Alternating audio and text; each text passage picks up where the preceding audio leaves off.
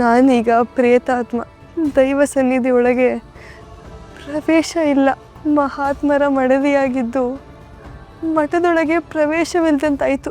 ಅಯ್ಯೋ, ನನಗೆ ನಾನೇ ದ್ರೋಹ ಮಾಡಿಕೊಂಡೆ. ನಾನು ಮಾತಾಡಿದ್ರೂ ಯಾರಿಗೂ ಕೇಳಿಸೋದಿಲ್ಲ, ನಾನು ಎದುರಿಗಿದ್ರೂ ಯಾರಿಗೂ ಕಾಣಿಸೋದಿಲ್ಲ.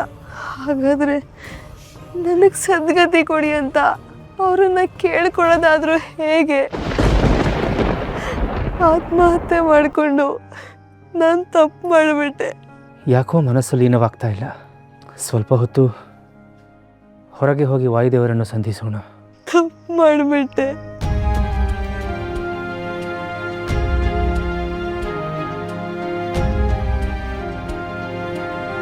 ದೊಡ್ಡ ಗುರುಗಳ ಮುಂದೆ ನನಗೆ ಅವಮಾನ ಮಾಡಿದೆ ಅಲ್ವಾ? ನಾನಿದನ್ನು ಸುಮ್ಮನೆ ಬಿಡೋದಿಲ್ಲ.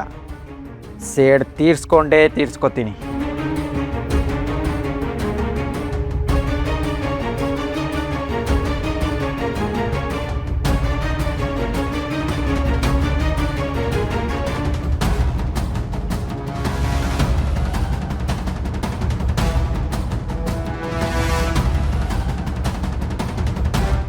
ಬುದ್ಧಿರ್ಬಲಂ ಯಶೋಧೈರ್ಯಂ ನಿರ್ಭಯತ್ವಂ ಅರೋಗತಾಂ ಅಜಾಢ್ಯಂ ವಾಕ್ಪಟುತ್ವಂ ಚ ಹನುಮತ್ ಸ್ಮರಣಾದ್ ಭವೇತ್.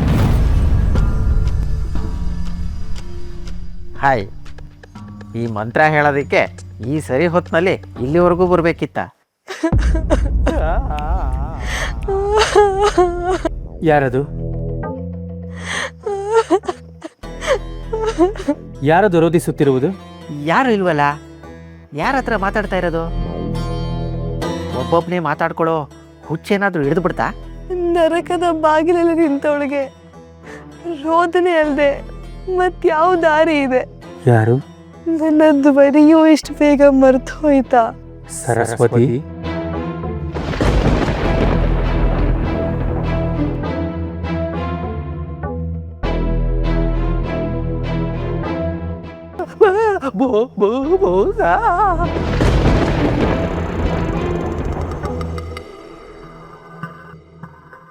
ನೀನಾ?